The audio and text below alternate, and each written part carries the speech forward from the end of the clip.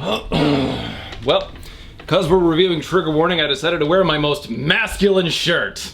So, I made the mistake of letting all of you vote for what my next book review was going to be, and you decided Trigger Warning. Now, a lot of people thought that I was going to hate this, but actually, I rather enjoyed it. Because it's about time I got into a good Neil Gaiman book, and honestly, I haven't read many of his things beforehand, so this was a breath of fresh air, frankly.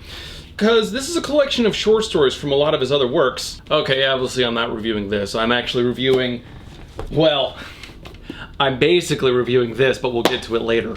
Now, all of you wanted me to go after Trigger Warning by William Johnstone with J.A. Johnstone.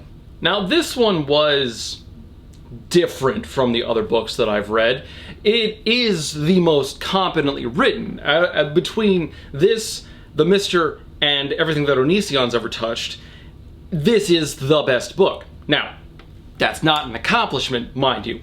The bar is set so low at that point that you'd have to go out of your way not to pass it. This is the literary equivalent of an Olympic athlete beating a toddler in a foot race. Like, congratulations, you've achieved nothing. Now, I have come across William Johnstone before, and I did a short review on his other book, Black Friday. And yeah, Black Friday's not a good book. It's stupid, the characters are two-dimensional, the plot is a bloody mess. It's dumb and hackneyed, and I admit I kind of liked it in kind of that turn your brain off Michael Bay, explosions everywhere kind of a way. It's just fun to have stupid plot lines every once in a while. You just...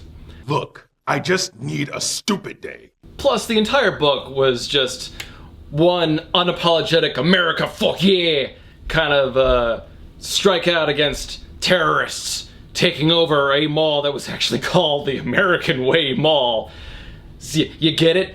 Terrorists are attacking the American way.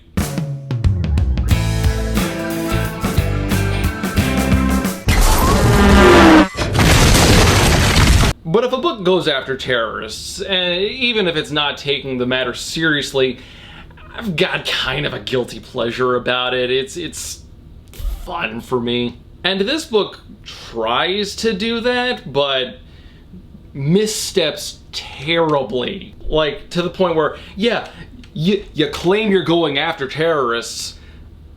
No, you're not. I can't even have fun with this in an ironic way. I mean, obviously, because we got all those tabs there. This is a mess. Now, there is a bit of backstory with the author, which is technically not hidden. There's a little note in the publisher's section right here, but I'm not going to get into that. Mostly because it doesn't matter to me. But if you are interested in the deep, dark secret of the author, then I would recommend you check out Jenny Nicholson's review of this book. Because I didn't do any research for it, so I don't want to make any claims. She did all the research, so she can have the fun of unveiling it for you guys. Now, while Jenny did do a lot to reveal what made this book awful, there is only so much she could actually cover in a reasonable time span. So I'm going to do my best not to cover a lot of what she did. Or if she did cover it, I'm going to try to cover it differently. That's not always going to be true, but I'll make an effort, so you're not watching a repeat video. Now, that being said, while this book is better than Onision and E.L. James, it's still a bloody mess. I mean, just going from the back cover alone, it literally is kind of a mess, because the back cover looks like it has all these splotches and grime up along the back here, and it's like, for lack of a better word, triggering my OCD. And I kind of want to clean this, and I can't, and I hate it. Johnstone country, where others fear to tread. Apparently Johnstone is renowned as like a cowboy western writer, writes a lot of like prepper books, so you know, you've got to be ready for the Armageddon or the Russians, that kind of book. But I think that they're overplaying themselves when they say where others fear to tread, because quite frankly, considering the quality of this writing, it's more like where others just shrug apathetically. Former Army Ranger Jake Rivers is not your typical Kelton college student. He's not a spoiled, coddled, or ultra-lib like his classmates who sneer at the Soulja Boy.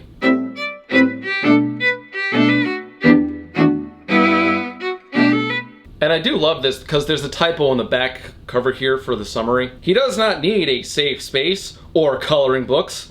Jake's needs an education. With grammar like that, I agree. We don't need no education.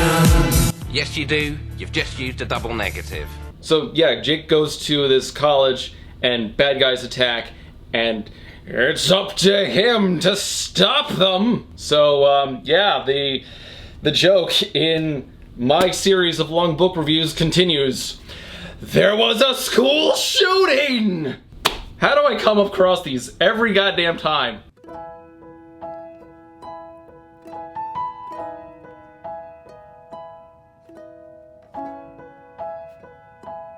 Alright, so starting off with the first chapter, we have a pretty bad start because Jake's in his dorm, he's studying, complaining about the garbage in class that he has to go over, when we get this paragraph. From here on the second floor, he had a good view of Nafziger Plaza, the large park-like area in the center of Kelton College's campus. 3 residence halls, Pearsall, Olmsted, and Colohan, running north to south, bordered the western side of the plaza. The administration building was at the northern end, the main science building, Terrell Hall, to the south. The big Burr Memorial Library was directly across from where Jake looked out the window. Now, take all of that and disregard it entirely because none of that really comes into play later on.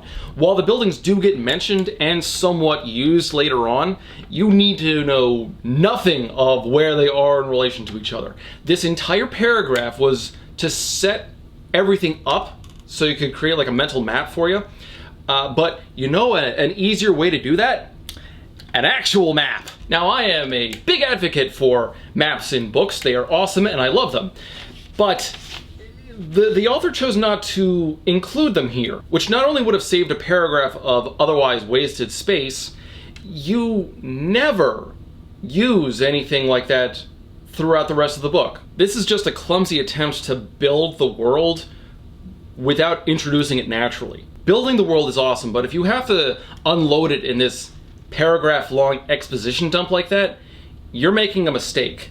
Alright, so Jake goes out, he tries to save this woman who's having a scuffle with her boyfriend, and he gets accused of being a fascist and gets attacked by a bunch of thugs wearing masks. Now, fortunately, Jake is a god-tier badass, so nothing ever really threatens him in any meaningful way throughout the book. So, yeah, he gets surrounded by a bunch of pricks who come at him with pipes and chains and things. He goes full Jackie Chan and disarms a few of them. Jake reached up, closed his right hand around the pipe, and wrenched it free of the attacker's grip. He twirled it, jabbed the end into the kid's stomach, and sent him staggering backwards, gagging and retching. Moving too fast to see in the shadows, Jake let his instincts and a faintly heard sound guide him.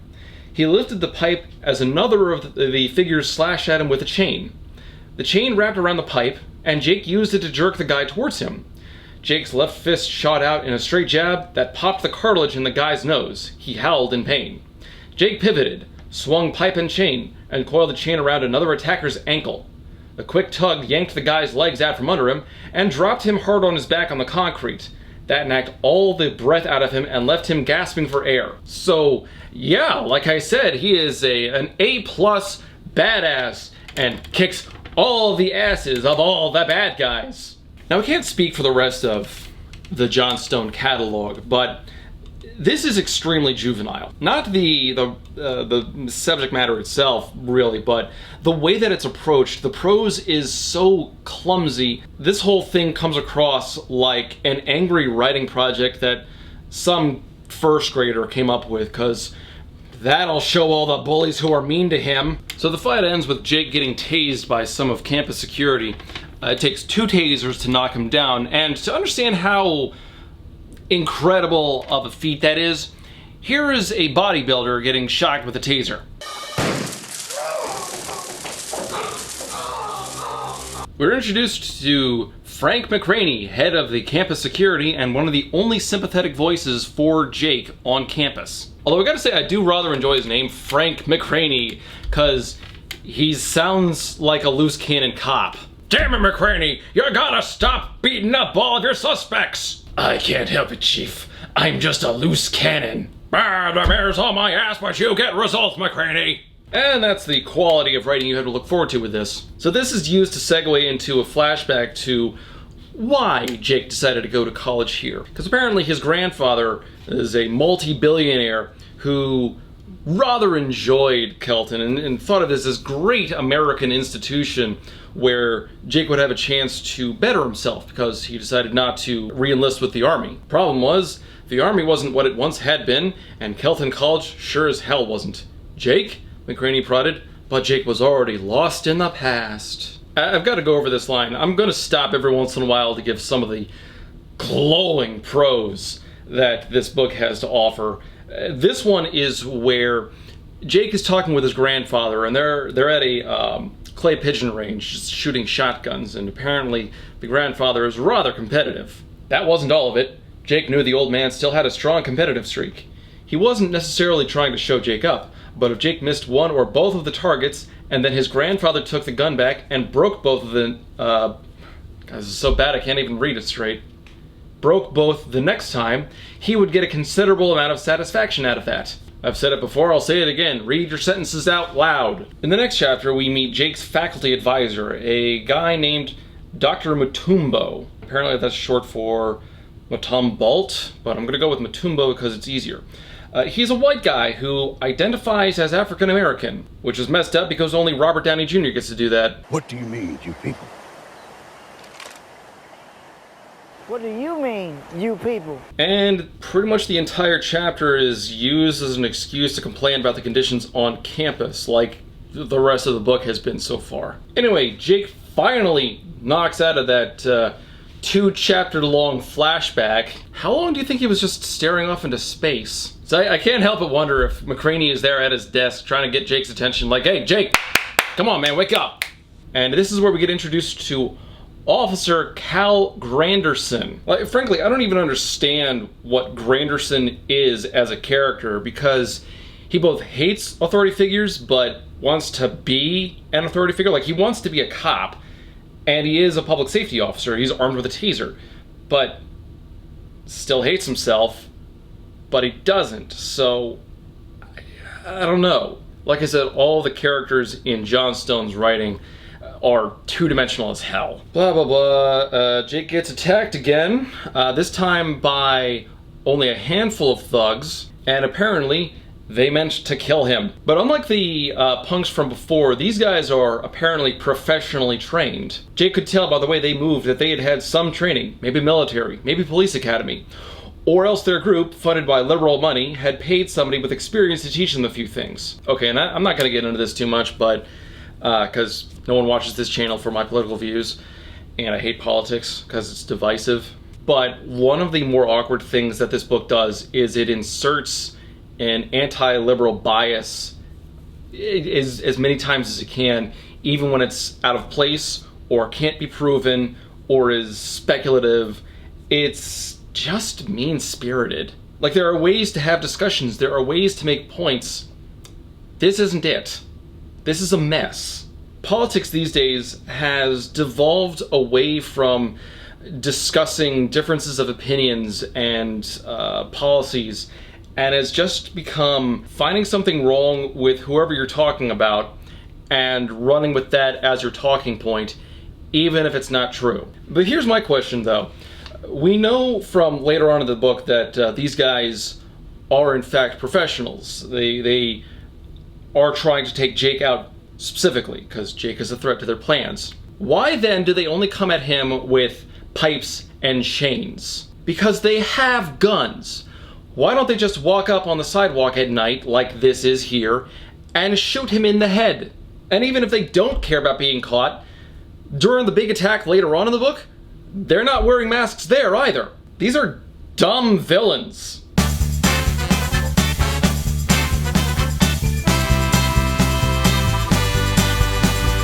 But anyway, Jake kicks their asses very easily, and by the end of this, he gets to meet Natalie. And she is introduced so awkwardly. Now, he just hears a voice that says, "I saw what you did back there," and we know nothing about who even spoke. This is how this is all introduced. Jake stopped short. Instantly, he took in several details about the person who had just spoken to him, enough that he was reasonably sure he wasn't about to be under attack again. Although he couldn't be certain about that, he reminded himself. After all, women could be dangerous too. Even women as attractive as this one. Maybe especially women as attractive as this one. A guy might stand there thinking about how hot she was and never even realize she was about to kill him. But in this case, she didn't make any threatening moves. So, that was a non sequitur. I don't even know what the author was trying to do with that. Like, what kind of an intro is that? It's like, she could be dangerous. No, she's not. Was that like some out-of-the-way acknowledgement that women can still kick a guy's ass? I mean, it's true enough, but Jake took 2 tasers, so I don't think he needs to worry about anybody. I mean, anybody without a gun or a bomb. But no, it's actually just Natalie, who's the super sweet, attractive, redhead love interest who is actually older than Jake. Natalie works as a professor at the college, so she's got a few years on him. But the book uses the term older than Jake so many times that I can only picture her being played by like Helen Mirren or Judi Dench. We got another great line on page 59 here. Jake's getting yelled at by the campus president. The president makes an accusation that Jake has been going off on wild-eyed raving. And so he responds, "Wild-eyed raving?" Jake sounded astonished, because he was. We're dealing with Class A material here, folks. I don't know if you can see this, but this shirt is actually very soft. I like this shirt. It's a good shirt. And it's not until around chapter 10 that we meet our central bad guys. The biggest one here, central antagonist, is a guy named Matthias Foster. And Foster's leading these punks who have been attacking Jake throughout the book. He's responsible for all these frankly ridiculous fight scenes. And he is assisted by a woman called Lucy. Of course, the woman called Lucy replied. Oh my god, this is dumb. But the cringe continues. Of course, the woman called Lucy replied, but we have other things to do to get ready too, besides just testing guns.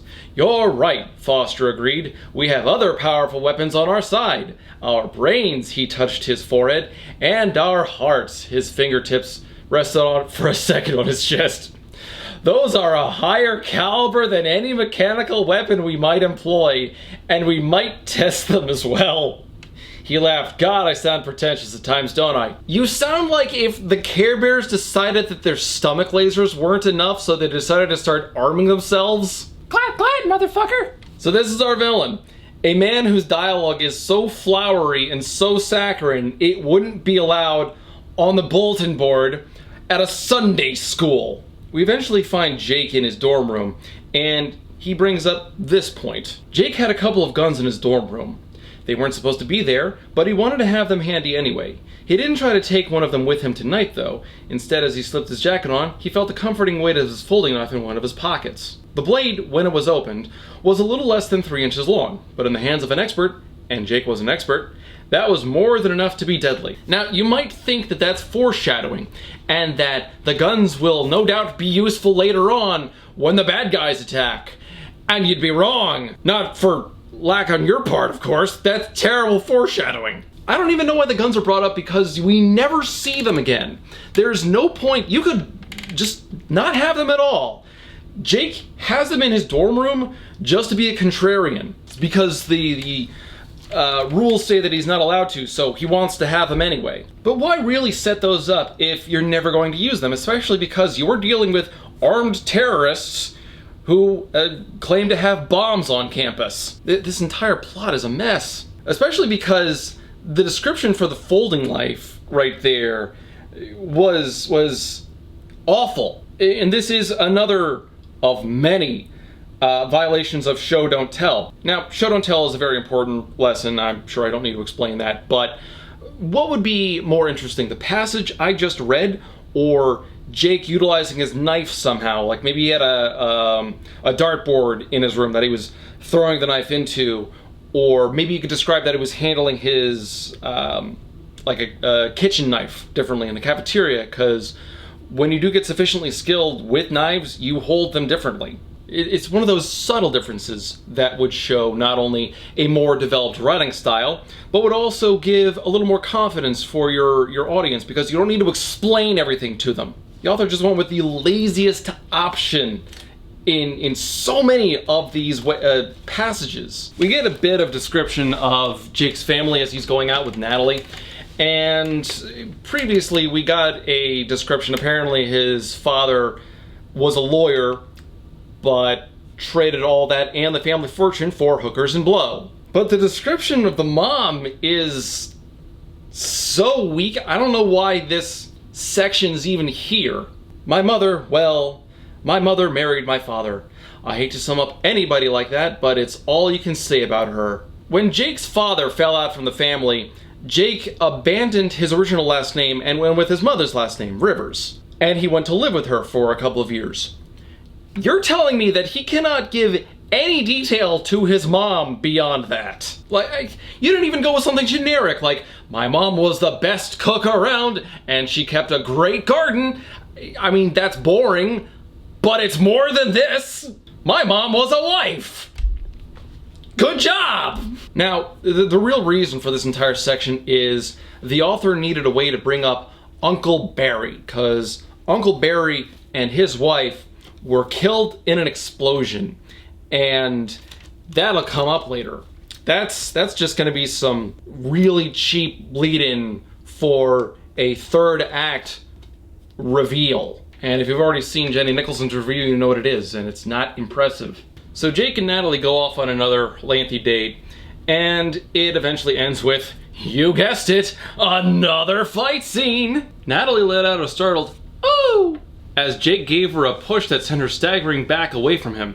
He didn't see or hear any attackers coming from that direction, so his instincts told him that that was the safest place for her. So not only is Jake a level 100 badass, but he can predict where the bad guys are going to be coming from.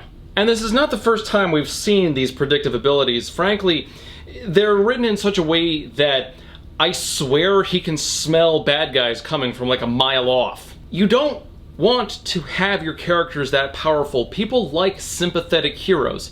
If your guy is so powerful that it can never be challenged, then it comes off as boring. And even if we're going with like one of those overly buffed up, super masculine action heroes, it's still fun to put them in actual danger and show them actually getting hurt. I mean, John McClane from Die Hard.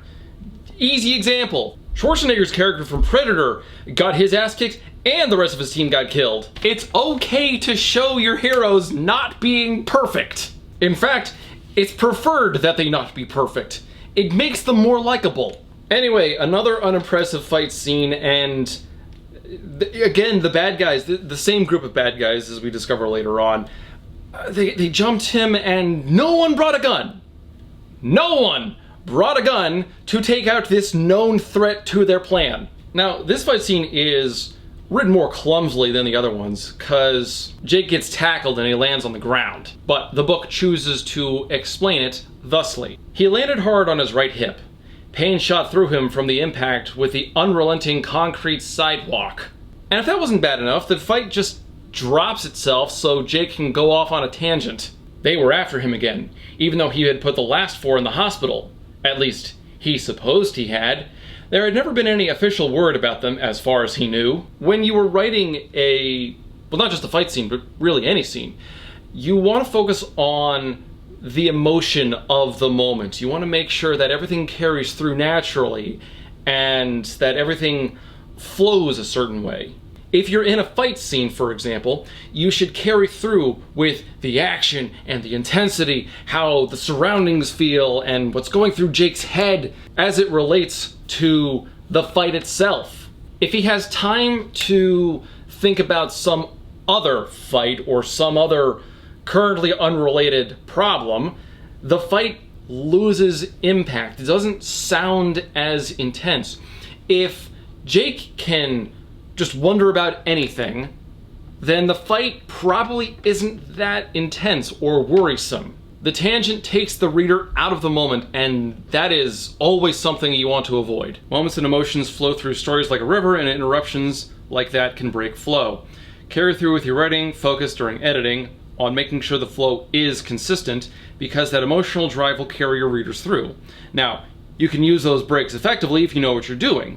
The Red Wedding is a great example of this, because when I first read that, I was so shocked that I had to reread the entire page because I just had to have missed something. This book thinks that it's smoothing out the edges, but it comes across as a rambling mess. Well, Jake fends them off and they run away, and he's left with like no proof that he got attacked, so campus police comes in and start harassing him. More boring. Really, the entire first half of this book is just character introductions and Jake complaining about campus. And to an extent, it works. I mean, okay, it works functionally for this book, but after a while, the complaining about everything around campus just gets tedious. The characters are introduced well enough. Again, it works, but in between all of the diatribes and the tangents just get so tiresome. It's like, we get it, you're not happy, move on. There's actually a section earlier on where Jake admits that between both his grandparents, he's got enough money in his family that he doesn't actually have to work. Now, he doesn't want to. He wants to actually be his own man and make his own money. Good for him. That's a good character point in his favor.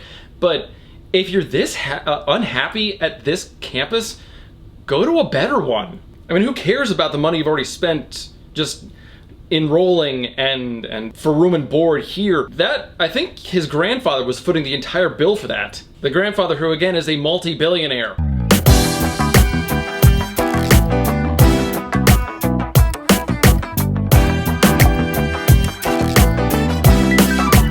So we are introduced to Pierce. Pierce is like one of the only good guys on campus, because Jake got attacked, but Pierce managed to provide video evidence that exonerated Jake from being accused of starting another fight.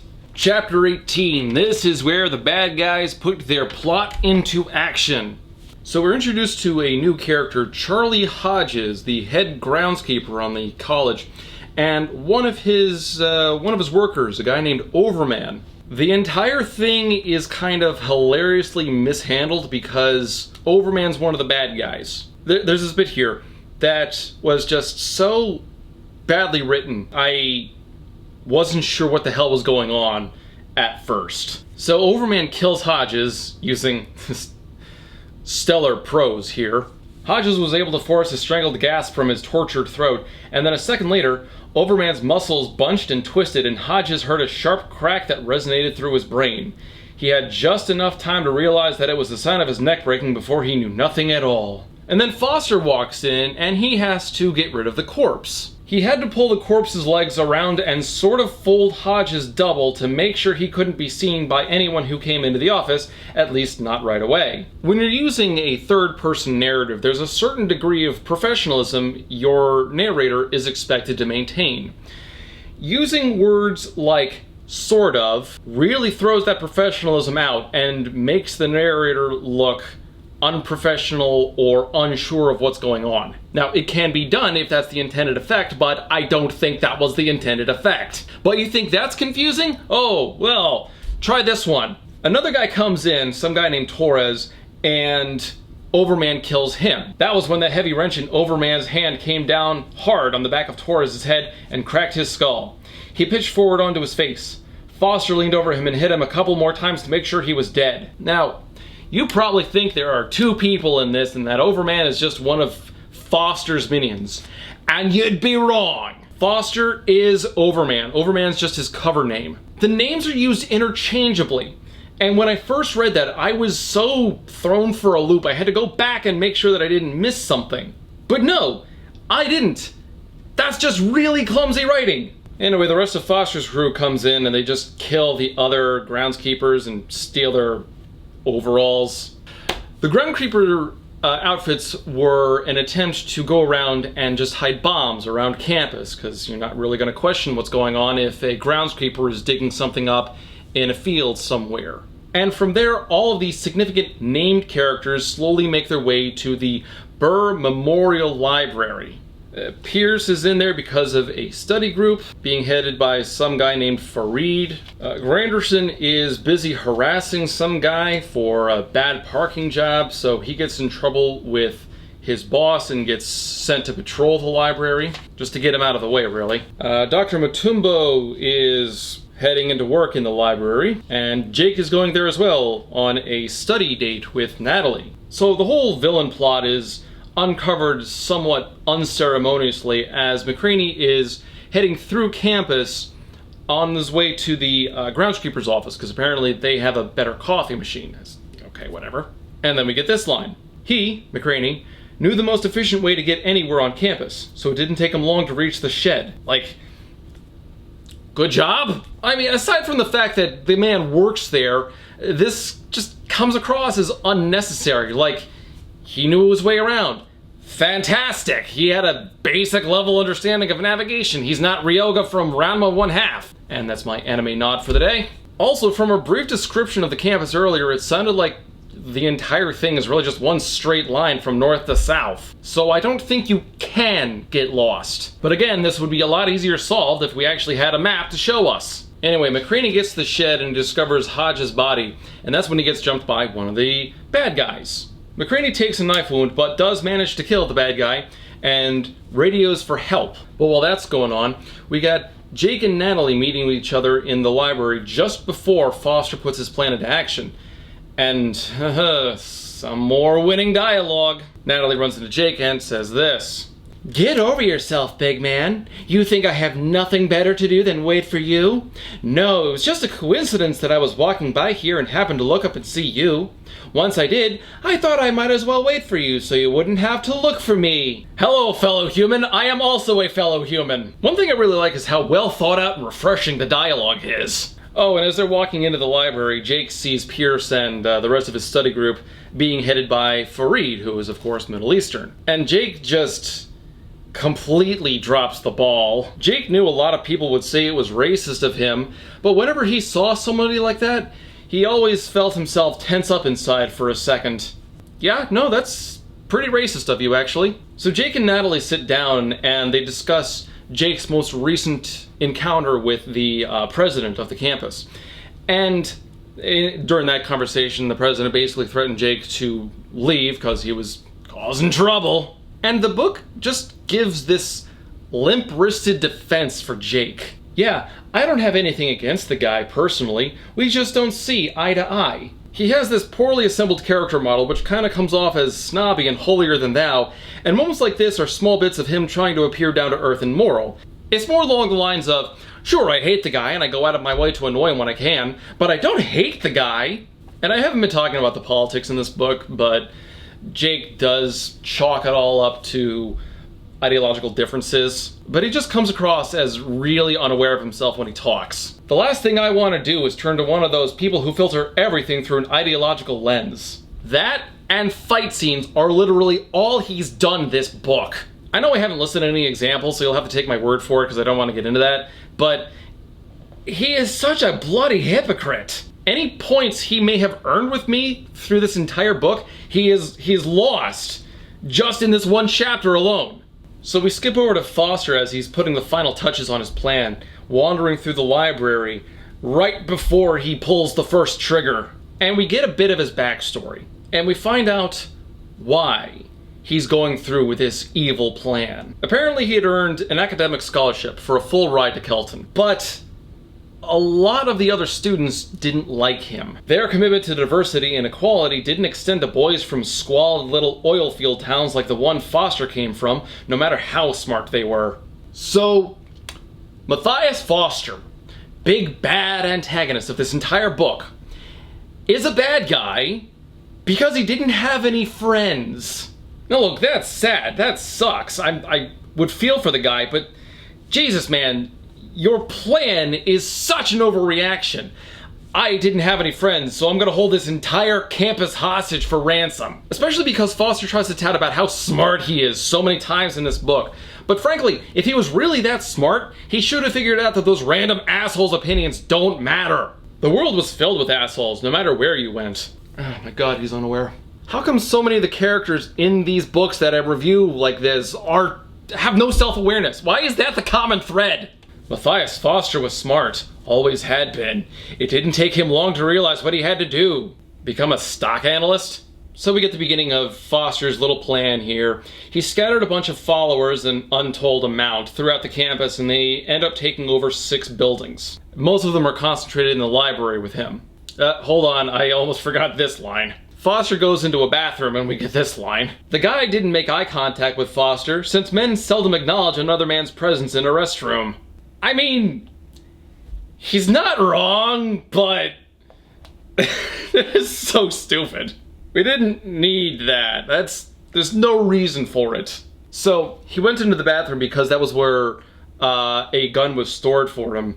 So he grabs the bag and pulls it out, and inside the drawstring bag was a Glock 9mm pistol with a loaded magazine already in the butt, plus 8 more loaded magazines. There were other ammunition caches scattered around the library if they became necessary.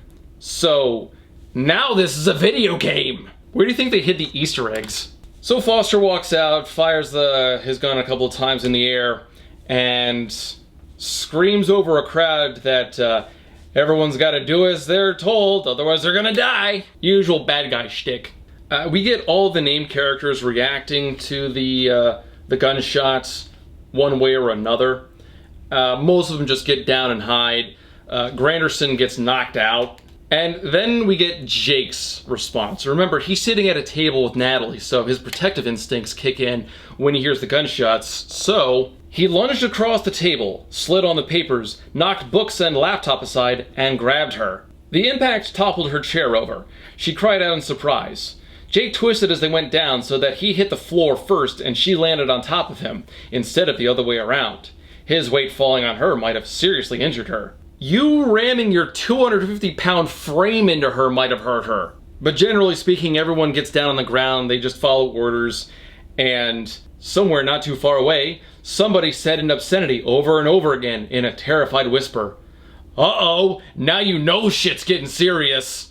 Language. The book's been relatively profanity-free. I think we get a damn it and an asshole, and that's about it. The book is, like, not exactly meant for kids. I don't know why we're not going full force with just a little bit of profanity. Like, random attacks, political rantings, people getting stabbed, that's all fine. But you say a naughty word, then you've gone too far. In the bad guy's defense, there's a reason I've been saying bad guys, because while the book claims that they're terrorists, the bad guy, Foster, rather, does claim on page 201 that they're not actually terrorists or fanatics, even though Jake immediately follows that up with, I thought he claimed he wasn't a terrorist or a fanatic. Sounds like it to me. Here's where I go on a bit of my own tangent. So, there is no real universally accepted definition for terrorists. The generally accepted definition within the United States Code, though, is, I'm paraphrasing slightly here, somebody who attacks a non-combatant, typically a civilian, with the intent of spreading a political message. Now, the thing that people often forget about is, yeah, terrorism is politically motivated. That's why terrorists and spree killers aren't the same thing. Now, what are the bad guys after? Well, they're holding the campus up for ransom. Foster has his minions in 6 different buildings, holding all of the available students that they can hostage. And the intent, as Foster explains, is they're going to get their message out there, they're going to contact they're going to use the students' use of social media to contact the news and the police and ultimately their parents to say, give us $100,000 if you want your precious little child to walk out if you're alive. Now, even though Foster goes on this political rant about class differences and the like, it is ultimately irrelevant to his plan. This guy is a terrorist in exactly the same way that Hans Gruber was a terrorist. You want money? What kind of terrorist are you? Who said we were terrorists? This is just a robbery with a bad disguise. And now it's down to the one guy who happens to be inside the building with the bad guys and the training who might be able to stop them. So now that earlier reference I made makes sense. Ladies and gentlemen, we are reading the plot to the book Nothing Lasts Forever by Roderick Thorpe, the book which inspired Die Hard. Only, this is told so much worse. You see, Hans Gruber was a clever villain. And we do have a Book Was Better episode in the works for that, but we're holding it until Christmas. So wait on that. I'm going to be using the movie for references here. It's better known. Hans Gruber was a clever villain because he had a contingency plan for just about everything. Every move the cops were going to make, every move the FBI was going to make, he knew what was going to happen, and he used that to fulfill his plan. And it was a good plan, honestly. A smart villain makes for a better story. He just lost because there was a wild card he couldn't account for with John McClane just happening to be in the building. Foster likes to go on about how smart he is, but frankly, the genius extent of his plan is he came up with a large-scale robbery. That's it. Gruber came up with a way to get past a lock that could not be gotten past, and that was awesome. Foster has a number of guns. That's it. But it looks even worse for him because, unlike Gruber, Foster knows about the wild card in his midst. He knows that Jake Rivers is a potential liability. He knows that having him there in the building is a bad thing. Not only does he not go out of his way to try to hunt Rivers down, I'm just going to spoil this early, Natalie is Lucy. His own henchman lured him to this spot. Foster built in his own Achilles heel. You could have had him killed elsewhere. You could have had one of your thugs on the many times that Jake was attacked actually pull a gun. You could have had Natalie lead Jake off campus somewhere. They could have gone down to one of the academic buildings. You could have had Natalie betray Jake and shoot him in the back of the head while they were on the ground inside the library. So while Die Hard became one of America's favorite action movies of all time, this is doomed to sink into obscurity because your villain's an idiot. The plan is doomed to fail from the start. It's really not that clever. Hell, the bad guys from this book were actually terrorists. There's a reason I've been using the term bad guy to describe Foster and all of his cronies, because that's all they really reach. They don't really get that level of like terrorists because they don't really have political aims. They've got political complaints, but that's largely irrelevant to their motivation here. They're motivated by greed. They're at worst guilty of using class warfare as an example or an excuse for their violence, but that's it. The author just saw Die Hard and thought, oh, I can do that, and completely failed. This shows how badly they were prepared for this siege. The bad guys in this book are just a bunch of stoners who saw Die Hard and thought it was a good idea. This entire thing sucks. So because we don't get it enough elsewhere in the book, we need a reminder from Jake that Foster is a smart, intimidating villain. He was well-spoken, Jake thought. Probably smart and well-educated too. Although you couldn't really tell that by the way somebody talked in the service. He had run across guys who sounded like they didn't have enough brain cells to rub together, yet who were actually some of the most intelligent people he had ever met. However, his instincts told him that this man was no dummy, and that made him even more dangerous in the long run. That entire paragraph was a waste of time. The first sentence alone settled it. You gotta keep these things concise, because otherwise if you keep going on like that, you lose focus, and if you lose focus, the audience can't follow you as easily. It just looks dumb. But we get very much the same tangential nonsense in the next chapter when Dr. Mutombo reacts to the gunshots. See, he was away from everything else. He was up on the 3rd floor where the bad guys didn't have easy access, so he's really by himself at the moment. But then we get this. He had no idea what was going on, but he had heard several muffled gunshots from one of the lower floors. At least, he believed they were gunshots. He had never heard a gun go off in real life, only on television and in the movies, and he knew that those were created by special effects departments and might not be what firearms sounded like when they were going off in real life. He was pretty sure someone was shooting, though. Again, if you lose focus, the readers lose interest. These guys have written so many books, you'd think they'd pick that up by now. So the bad guys are running around floor by floor inside the library, checking like all the offices and storage rooms to look for any other hostages they can take. They wander into the room that Mutombo's in, and he knocks over a shelf on top of one of the bad guys, takes his gun, and then scurries into the ceiling tiles to escape. Which is fine. My question though is, what kind of a layout does this library have? That's actually a problem that just gets worse throughout the rest of the book because everything is compartmentalized. Everything is sectioned off, so sound carries only so well. Yeah, libraries can have separate study rooms or AV rooms or things like that, but for the most part, in my experience, libraries are pretty large, open buildings. Like to the point where you should not have so many hiding places, but the book, apparently there are like different sections for everything, and like the entire building is built more like an office building rather than a library. I don't understand what the architecture is supposed to be like, because this just sounds so not normal. There are doors everywhere. Oh, I almost missed over this one.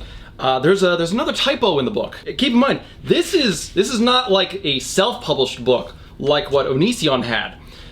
Typos galore in that garbage, but I can understand why. This is professionally edited. There's actual publication data in this book, and there are still typos like this one.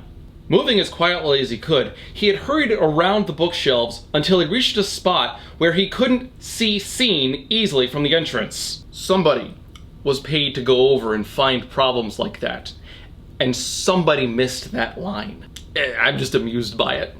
So Mutombo gets away, we get another scene with Pierce, and it ends with him thinking this. Then suddenly, for some reason, he thought about Jake Rivers. So tall and handsome as hell. Granderson gets a scene, and after taking a full page to wake up after getting knocked out, he gets this stunning revelation.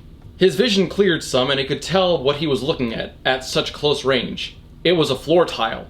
Granderson knew a floor tile when he saw one. Well, thank God the library wasn't carpeted, otherwise he would be completely lost. So Granderson spends several pages laying face down on the floor, not moving, and apparently thinks of himself as this book's John McClane. Because we get this line. All those on the outside, Chief McCraney, the Greenleaf cops who had been too good to hire him, the state police, probably even the FBI, they would all be freaking out about now. What they didn't know was that they had a secret weapon on the outside. A secret weapon named Cal Granderson. He's gonna die. Probably. So McCraney wakes up in an ambulance, and he's recovering somewhat from the earlier fight scene when he runs into a guy named Hartwell, who is the chief of the local police. They draw on the situation from the outside, thinking about how bad things are, and they give a broader oversight of the whole situation, the 6 buildings that are currently being locked down by the bad guys. And they also state that there has been a bomb threat made within the buildings. How many and where have not been disclosed, but they're wisely staying back until they can get some backup. Hartwell's freckles stood out even more than usual because his face was drained of color. He shook his head and said, "Seems to me like the only way is if some of those hostages are able to get the upper hand. But even if they do that, there's still a chance that madman will set off the bombs. Unless somebody stops him," McCraney said. He suddenly wondered where Jake Rivers was right now. He's so bad, but he does it so well. The FBI shows up, and someone from the Department of Homeland Security, but they ultimately mean nothing. The FBI guy gives a little bit of support. The DHS lady, someone named Teresa Vega, has no reason to be in this book because she does nothing. She's really just there to complain and act like kind of a bitch, so I think this was the author's attempt to make fun of the Department of Homeland Security. I can't think of any other reason for her to be in this book. The FBI otherwise covers this well enough. Especially because Vega drops one of the dumbest lines in the book.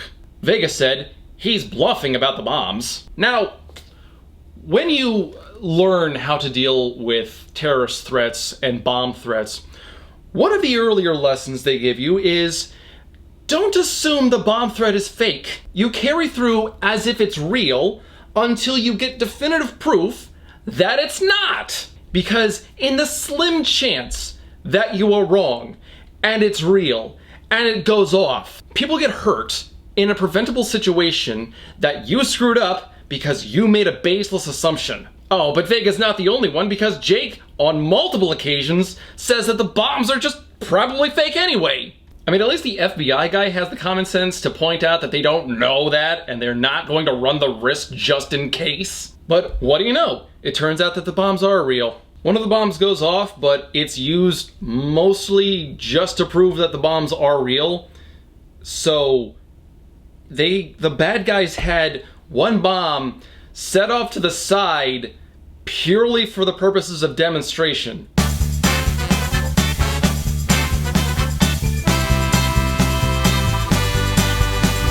Now, that's kind of dumb.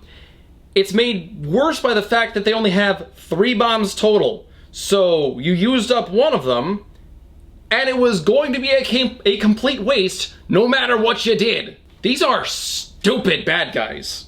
Anyway, Jake gets pulled up to Foster, and they have a quick face-to-face confrontation when all of a sudden Jake grabs Foster, and it looks like he's about to get the upper hand when all of a sudden someone pulls a gun on him from up close. And it's Natalie. And oh my god, we get this incredible twist right here.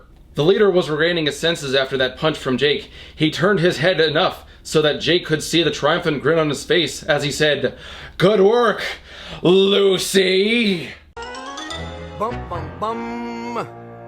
Completely ignore the fact that I gave this twist away earlier, but I actually kind of like this twist, functionally speaking, because we don't get any real connection that Natalie is Lucy and Lucy is Natalie. It works. It's something that wouldn't really work as well in a movie, but because the book is able to omit just the right information, the twist functions just fine for the first 5 seconds before you start thinking about it, because why is Jake still on campus? Why did you allow this known threat to your plans, this very well established threat to your plans, to stay on campus? You were employing a double agent, and you never utilized her. This whole Natalie is Lucy thing serves only to get Foster out of this one scuffle right here. A scuffle which would not have happened in the first place if Jake was not escorted directly to Foster at gunpoint. You could have just shot him in the head right there. Not that that would ultimately help Foster, but we'll get to that in a bit. So the FBI make a move and they turn off all the power on campus, cutting out all the lights in the library. And even though this whole event is taking place in the late morning, which isn't as dramatic thematically because darkness outside kind of employs fear, so you've got all that light beaming in inside, it looks sunny and happy, which is a cosmetic difference in what you're going for, but that's getting a little too analytical even for me. Anyway, FBI cut the power, and everything gets plunged into darkness in the basement of the library, which the book points out with excruciating detail. It wasn't like the lower floor of the library was plunged into Stygian darkness when the power went out. There were no windows, of course, since it was below ground level, but the opening where the escalators came down from the ground floor let in light from above. And since there were a lot of windows up there, it meant that a considerable amount of light slanted down to the lower level. But the difference was so sudden, so unexpected, that for a couple of seconds, everyone down there, including Jake, couldn't see much of anything. You know, there's a rule about explaining the obvious things and not doing it. Exposition dumps are sometimes necessary, but this is not one of them. Like, we don't need an explanation why the basement of a building doesn't have windows. The light from the phone in his left hand splashed over Jake, who slowed down, but only for a second, just long enough to grab a heavy book from the end of a shelf he was passing. He flung the thick volume at the gunman as hard as he could. but Jake does manage to disarm one of the gunmen and starts fighting back with it. Jake plucked the dead man's gun from the nerveless fingers, thrust his arm under the man's arm, and triggered twice as the pistol Jake had just liberated belched fire 3 times. There is so much nonsense in that sentence that I cannot process all of it. So, you know how the book detailed the campus and laid the buildings out early on? Well, it's all worthless. If you thought Jake was gonna go from building to building freeing people, no, he doesn't. He stays in the library for the rest of the book, with the exception of like the last chapter for the resolution.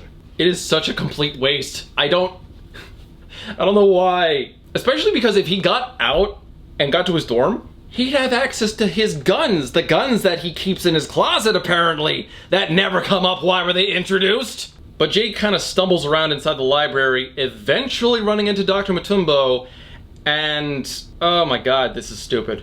That madman is gonna blow us! All to kingdom come, the professor said. That's what he wants us to believe, Jake said. That might not actually be the case, even though one explosion went off. That doesn't mean there are actually more bombs. You are an idiot! Sure, he was crazy enough to blow up one bomb, but there's no way he could do it again. Jake is a genuine idiot. Again, you assume the worst case scenario. Jake was in the army, shouldn't he have like some IED training? Especially because he actually blew up a bomb!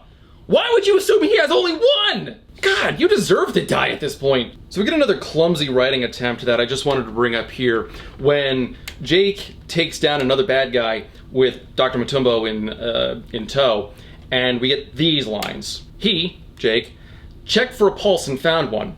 The guy was just out cold, not dead. And then Dr. Mutombo asks, Is he? He's alive, Jake said. So this is one of those times when repetition really is not your friend. You see, you've already established that the guy was alive, and then you establish again that the guy was alive. I'm starting to think the Johnstones were involved in running the script for Suicide Squad. A better way to go about that scene would be for Jake to lean down, check for a pulse, and then have Dr. Mutombo ask, is he dead? And Jake would then say, he's alive. No prior establishment about the guy's status, just the quick verbal confirmation. At that point, you're not giving information more than once. If you do that, it looks like you're treating your audience like they're morons. We are not in the Dickens era where you're paid by the word. Stop wasting space. Then again, this whole book is a waste of space. But while Jake is kicking ass inside the library, the FBI and McCraney get some glimmer of hope as a new figure is introduced this late into the book.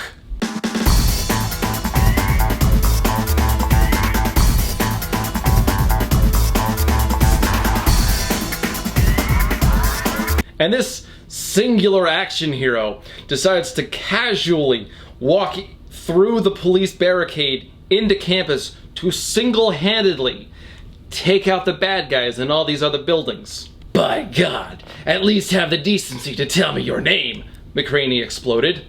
The stranger paused and looked back. It won't do you any good, he said, but it's Barry. Barry Rivera. But you can call me Dog. Just Dog. And this is the introduction of Just Dog. I admit I'm stealing that joke from Jenny Nicholson, but it works so well because every time he brings up his name of Dog, he repeats it with Just Dog. Also, he gives his real name, Barry Rivera. Gee, it's almost like Jake's dead uncle's name, Barry Rivers. That's weird.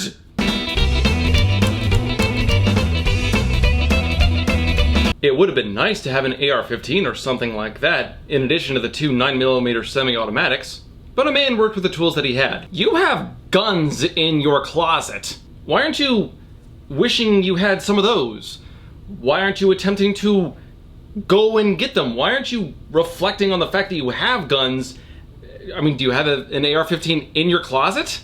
Or since you were in the army and you're just wishing, why don't you wish you had an actual automatic weapon, like an M4 or an M16 or something? I'm pretty sure the author at this point has forgotten that he has a closet full of guns. Anyway, Jake makes his way up a few more stairs and comes across a door that's not locked, but barred from the inside. It wasn't locked.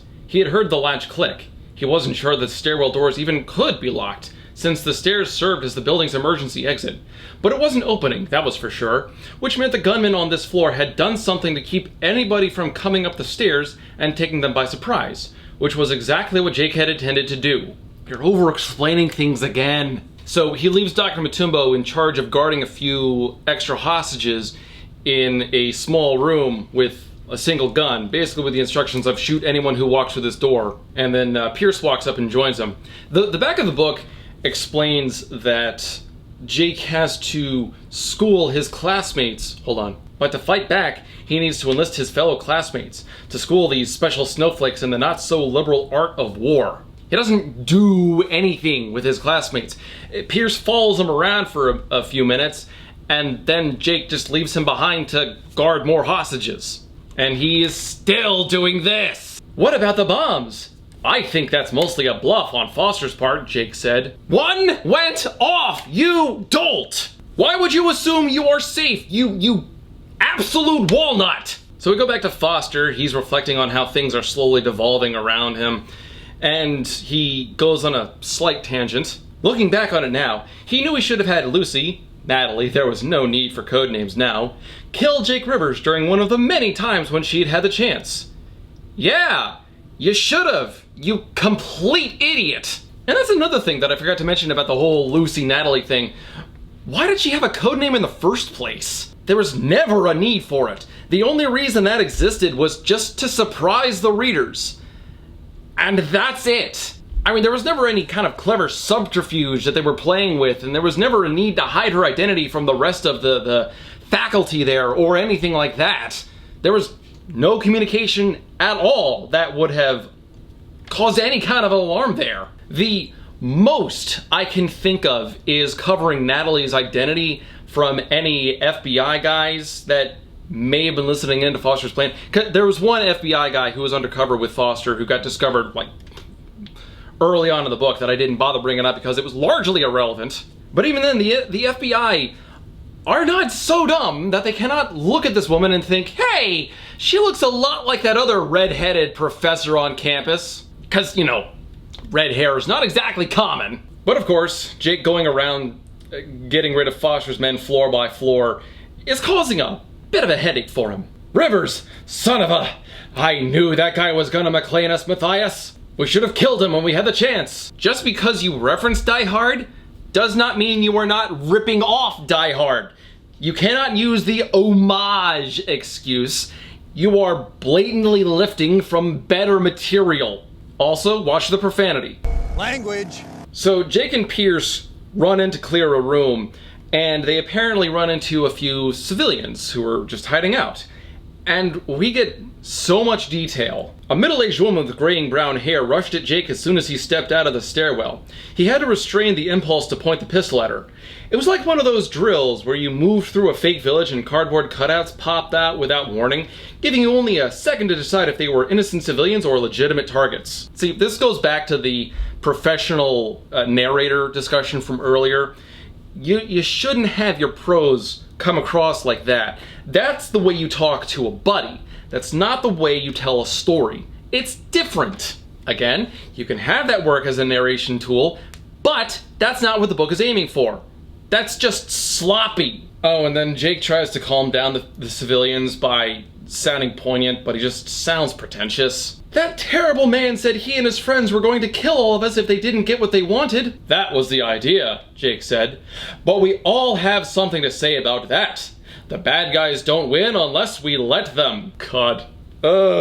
Cringe. So Jake leaves Pierce behind to guard the civilians they just rescued, and they have a little back and forth when Jake drops this line. Never mind. Just know that labels like liberal and conservative don't mean much when you're fighting for your life and the lives of innocent people. Good point, but Jake's other thoughts haven't reflected this so far. If he had really come together with someone across the aisle like Pierce, this line would have hit home a lot harder, as the characters realize that political bickering is bullshit and isn't worth much in the end. However, Jake's entire characterization up to this point could pretty much be summed up as angry political bickering. So yeah, out of context, while that is a good thought, In context, in the larger context of this book, it means nothing because there is nothing else in the book reflecting that. He's not leading anybody on the other side of the aisle. He's walking around with them in tow like they're lost puppies, and then he leaves them behind to guard like a bunch of civilians. That's it. He's not rushing into combat with them. Now, he does do that later on with Cal, but frankly, that's such a character twist from Granderson's original character that it, frankly, is just out of character.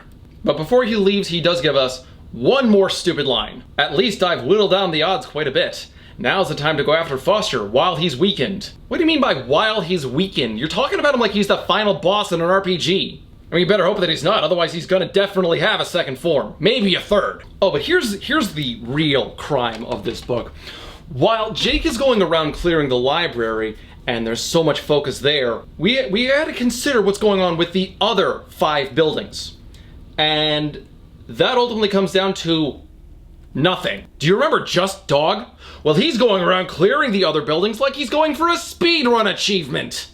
With 4 of the 6 gunmen down, that left just 2. Math is power! They couldn't understand how the old man had even managed to get in here, let alone kill Carlos and the other 3 in less time than it took to talk about it. But speaking of video game achievements, Just Dog has got to have like an aimbot on or something, because the old bastard in question fired a single shot that sizzled past the hostage's right ear and into the open mouth of the gunman hanging onto her. The bullet shattered the man's spine and dropped him so fast he never had a chance to pull the trigger on his own gun. Every time you use an aimbot, Freddy Wong cries. All of my references are ancient and obscure. Yeah, we get some weird backstory to who Just Dog was. Apparently he was like a legend in the Bureau a long time ago, and I'm talking about going back 30 years or more, when I was just starting out in the Bureau. We used to hear rumors about a guy who went by the code name Dog. Nobody knew who he was or even if he really existed. Dog. Legendary CIA spook or mysterious FBI myth. This is the book trying too hard to be cool again, especially because the FBI doesn't work like that. Somebody that awesome would get agency-wide recognition, like the Coast Guard badass who jumped on the submarine. So that's what you get when you mix your pre-workout with your coffee. The other buildings become so irrelevant that Dog clears one building by himself, and then another that we never get to read about, all within one chapter. Dog? Vega repeated with a disgusted snort. That's all? Just Dog? Just Dog. It was Graham's turn to repeat something as he softly said under his breath, Just Dog. You know what the book doesn't actually reveal is that Just Dog is the shorthand. His real name is Justice Dog! And because Justice Dog is clearing these other buildings so efficiently, there's no tension. And therefore there is no real purpose in the larger scheme of the narrative. In an action scene, you want the high stakes to really feel like they're dramatic and people are actually in danger. In the end of Die Hard, McClane was hurt, he was bleeding all over the place, he was completely out of it. He felt like he was actually in some degree of risk, especially because the bad guys were largely unscathed. You got a bunch of wannabes playing around with guns. I'm not worried about them. They're pathetic. 2 buildings got cleared in one chapter. Why should I care about them? Anyway, Jake goes down. He starts thinking to himself about the situation. He runs into Matumbo, tells him to take all of his civilians and go upstairs to where Pierce has his civilians, and they'll have a more fortified front. I mean, really, you'll just have a larger collection of people to die if someone throws a grenade in there, but... Anyway, Jake gives orders to go upstairs and gather up any guns and ammo from any of the people that he killed on the way down. Nobody moved to accomplish that grisly chore. Jake glared at them and managed to hold in the caustic comments he wanted to make about snowflakes and pajama boys. But, Jake, I thought terms like liberal and conservative didn't matter when innocent lives were on the line. You fucking hypocrite. Jake started down the stairs, hoping Matumbo wouldn't pass out if he found himself facing trouble again, or worse, try to reason with Foster's bunch. You couldn't reason with thieves and killers. Yes, that's why hostage negotiator is not a real job title. Put the gun down! He's the only fucking dog who's good enough to wear fucking pants! We get a slight deviation as Natalie decides to try to join Jake's side. But she gets followed by another henchman. She gets shot. Jake shoots the henchman, and then Natalie has some heartfelt, "Oh, I didn't want to do this anymore, 'cause I love you." Because of course she does. All the hotties are hot for Jake's hotness. Well, Natalie passes out. She ends up surviving, whatever. But this is the last we see of her. She passes out, and then Jake tries to close the chapter on an epic one-liner. "Now I need to get back to what I started." He reached out, touched Natalie's shoulder for a second. She appeared to be unconscious now. "Killing the rest of those sons of bitches." Dun dun dun dun dun. I mean, ending a chapter with a cool one-liner is a good decision, and it helps hype up the final fight scene. But this is like the 6th time the book has done this, and I don't care anymore. I just want it to be done. You don't want to overly rely on the same trick over and over because it grows stale. Let's see. Foster gets in contact with Justice Dog, and he tries to blow up one of the buildings to kill Justice Dog, but Super Puppy is super and was not in the building when that other bomb went off. And Granderson, who originally had planned to be this one-man army badass to single-handedly go through and save everybody, has done nothing for this entire fight scene. The entire action scene of, like, however long this has been going on, like, about this much of the book. He has done nothing.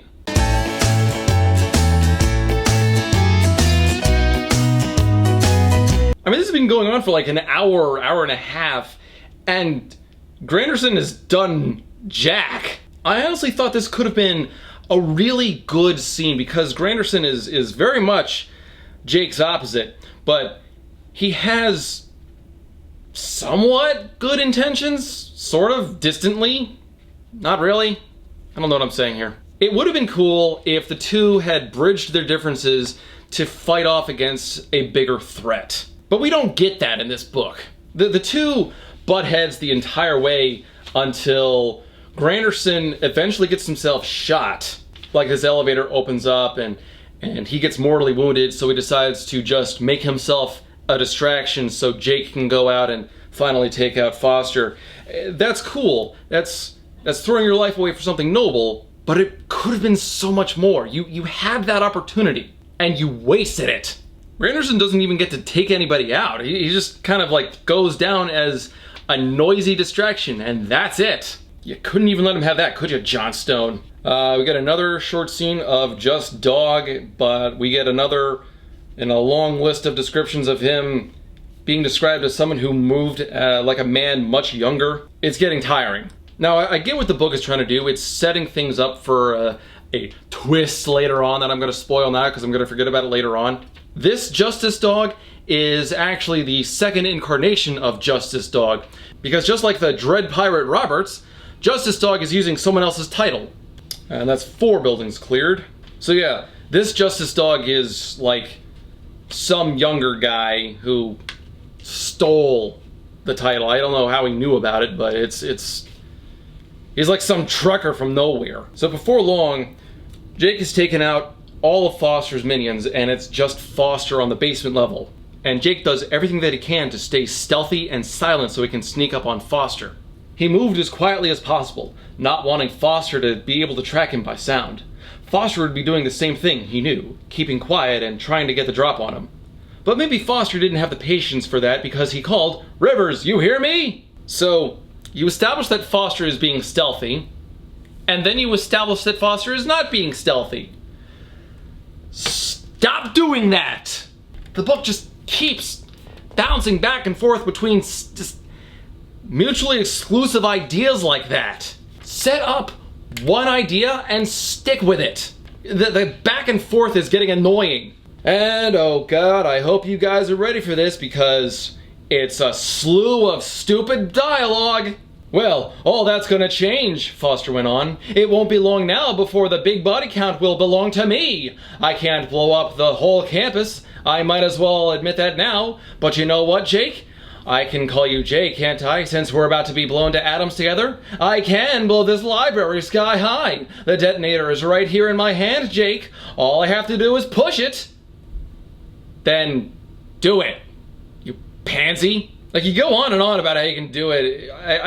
I think he's trying to instill some degree of fear and get Jake to beg, but that's stupid and you're wasting time. All you're doing is you're giving him an opportunity to come up and beat you in combat. Don't fight fair, you moron. You're the bad guy. You're not supposed to fight fair. But Jake does whatever he can to convince Foster not to blow them up. If you don't want to be taken alive, forget about blowing anything up. Put that detonator aside, step out, and face me, just the two of us. Foster laughed. Head to head, mano a mano, just like the showdown in every bad book ever written and every bad movie ever made? You mean, like, this one? Because that's exactly what happens next. Way to call yourself out, book. And oh my god, this fight scene. So, Jake gets on one of those ladders that moves around on top of shelves and flings himself down, using it to try to springboard onto Foster, jumps on Foster, the detonator goes scattering away, so they've got to fight hand to hand. And then we get this. Foster fought like a wildcat. He was strong, wiry, and had blinding speed. Jake was extremely fast, especially for such a big man, but Foster was even quicker. He got a hand on Jake's face and gouged at his eyes enough that Jake was blinded momentarily. He came up on his knees, pawing at his eyes with the back of his left hand. Foster leapt to his feet and clawed at the pistol that he had stuck behind his belt earlier. Jake's vision cleared enough for him to see that. He reached for the gun at the small of his back, drawing faster than he'd ever had. Sometimes real life played out like a book or a movie. Final shootout! So Jake gets shot in the chest, but Foster gets shot in the neck and dies in a pool of his own blood. So we get the resolution. The terrorists were all killed. Justice Dog was a good super puppy, and he cleared the other 5 buildings, doing a majority of the work.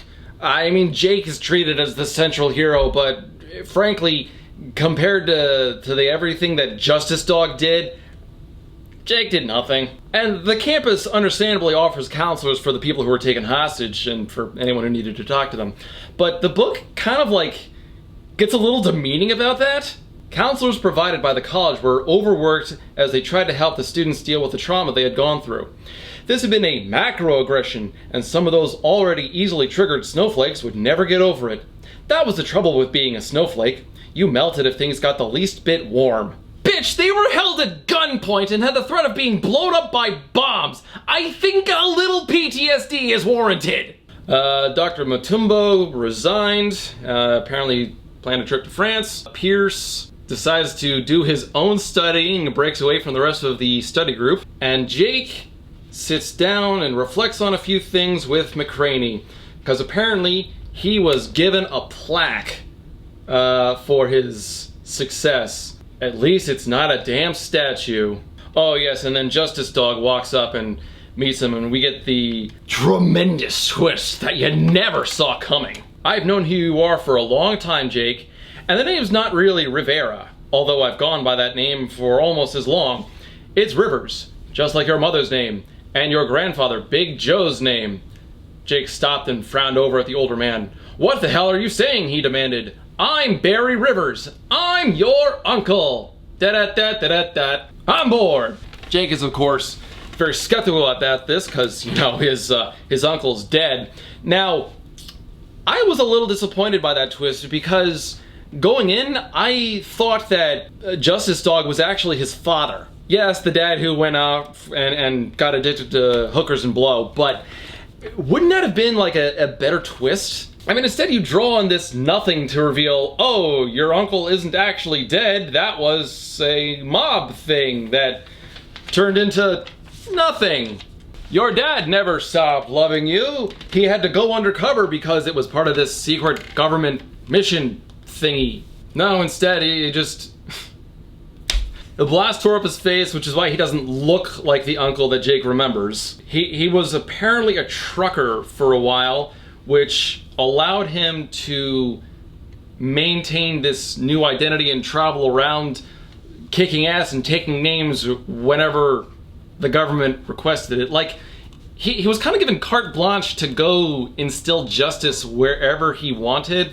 The way the book presents it, it's kind of like Ethan Hawke going around getting notes. Your mission, should you choose to accept it, and every once in a while, Justice Dog would just say, I don't accept it, I don't want to do this one. This was a really stupid twist since it wasn't built off anything. There was no need, in the larger scheme of things, to have Barry here or to include the other buildings.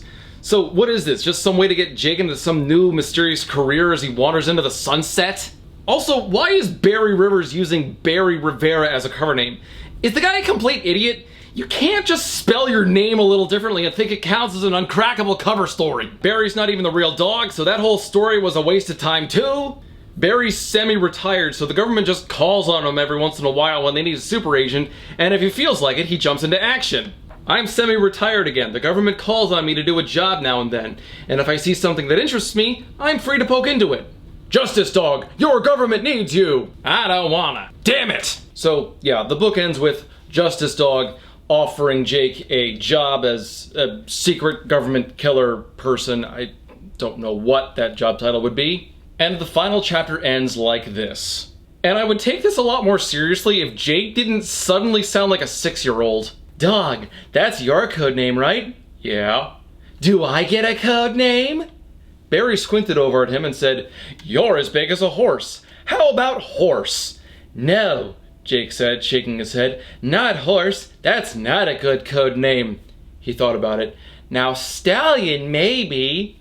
I don't think so. Barry clapped a hand on his nephew's shoulder as they walked off into the pleasant autumn afternoon. We'll work on it. I don't know, man. If you want to go with a horse name, why not Trigger? That's our show, everybody. If you'll excuse me, I'm gonna go drink a bucket of bleach. So, a thoroughly draining time. This book was a mess from start to finish. Alright, I had a couple of notes that I was not able to get to. I'm one chapter in, and this book really feels like it was written in anger.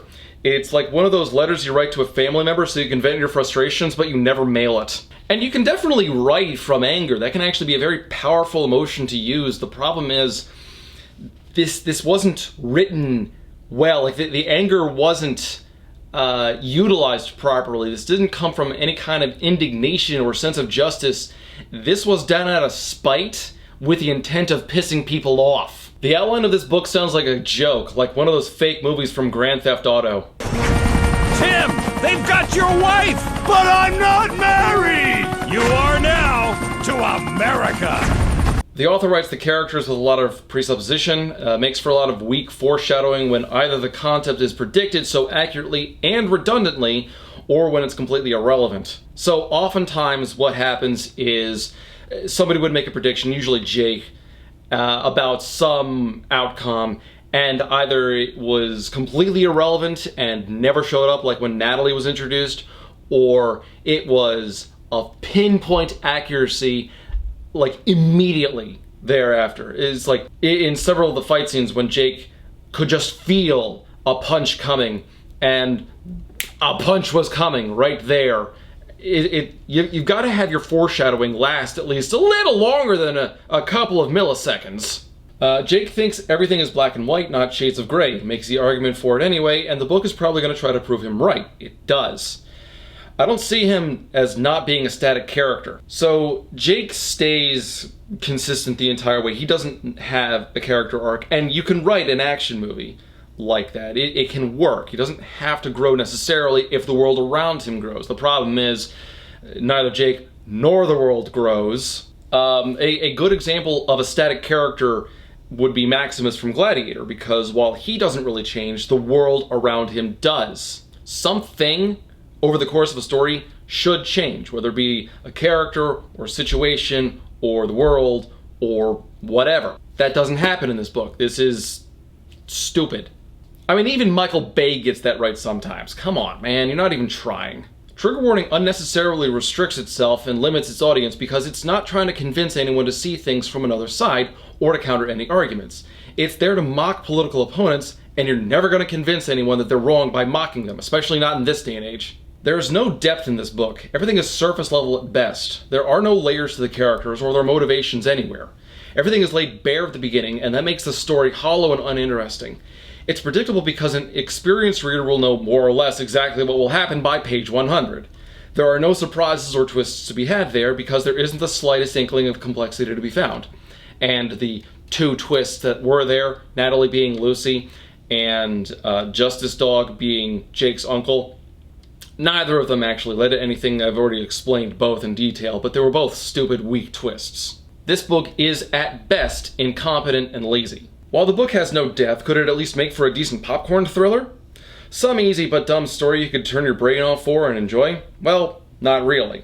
The politics are so ham-fisted and in your face that it takes away from any zany fun that you might have. If you agree with the politics, you might still enjoy it on a base level, but the writing is sloppy, the characters are flat, and the politics come before anything else. A good political thriller should have the politics mix in with the plot.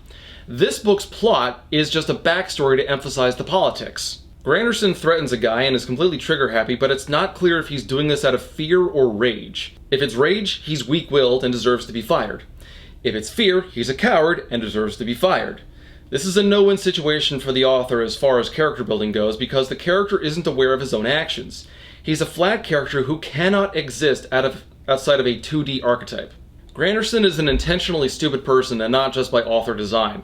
The cognitive dissonance he displays is electrifying, and while his mental gymnastics are meant to be satirical in fashion, it doesn't work because there's no lesson to learn. At one point he actually tries to, and I'm paraphrasing here, at one point he actually tries to harp the lesson, people should follow the law unless they shouldn't. That's on page 189 if anyone wants to double check my work. Author details how many rounds are inside of a shooter's gun, uses too much detail. When you break it down like that specifically, you look like you're treating your readers like they're idiots. There's a bit of figuring out that they need to do on their own. Plus, you're wasting valuable time with extraneous detail. The book is so overt and heavy-handed with its political messaging that it comes off as presumptuous and kind of hypocritical. Like, it has a clear message, but it's so blinded in its own ideology that it can't see where its logical shortcomings are. Jake at one point wonders if the terrorist is being rude because of his difference in skin color. It's so convenient that in this one single building, Jake and his crew can fire multiple rounds and never get detected by the bad guys. Justice Dog clears his second building in one chapter. We don't even see the second one at all, we're just told about it. The author set up too big of a story and couldn't carry through with all of it. Now he has to bring in some tacked-on superhero to help save the day and draw focus away from Jake. This necessarily makes Jake look less impressive by comparison. This is why Dumbledore had to die in book 6. If he had lived, the reader could have shrugged and said, yeah, but Dumbledore could have saved the day if it got too bad. This was just weak planning and weaker follow-through. The author should have contained everything to a single building. Instead of a library, they should have used a classroom or an admin building. The fight scenes are really weak in the second half. Something happens, it's dark, and Jake emerges as the victor. A lot of the problem with the fight scenes, the second half of the book, and the writing style in general, is that the author doesn't focus on what needs to be focused on. Every minute tangent that can be taken or described is. It becomes very tiresome to read since you have so many things to keep track of, and very little of it actually matters. It feels like you're over-prepping for a test for a class that you hate. I cannot sum up the author's writing style better than Chef. You have the heart and the soul, but you don't have the talent. This was a really stupid twist since it wasn't built off anything. There was no need, in the larger scheme of things, to have Barry here or to include the other buildings.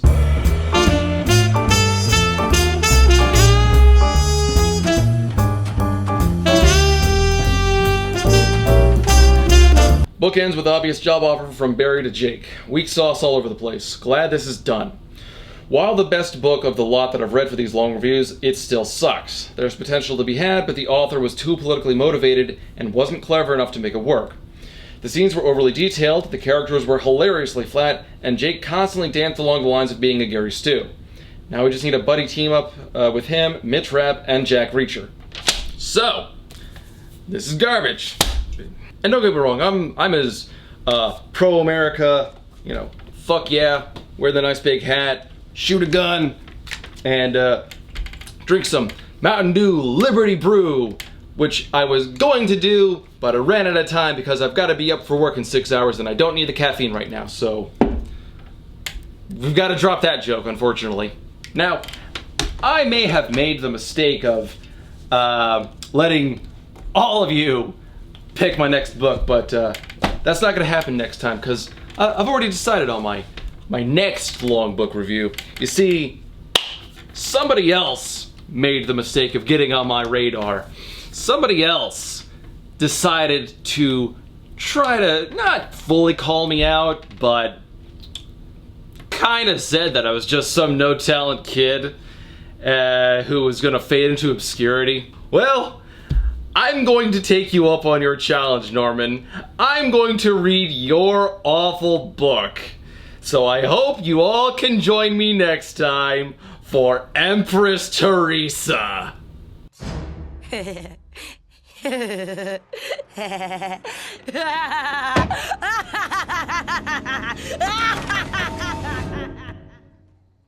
I don't feel safe.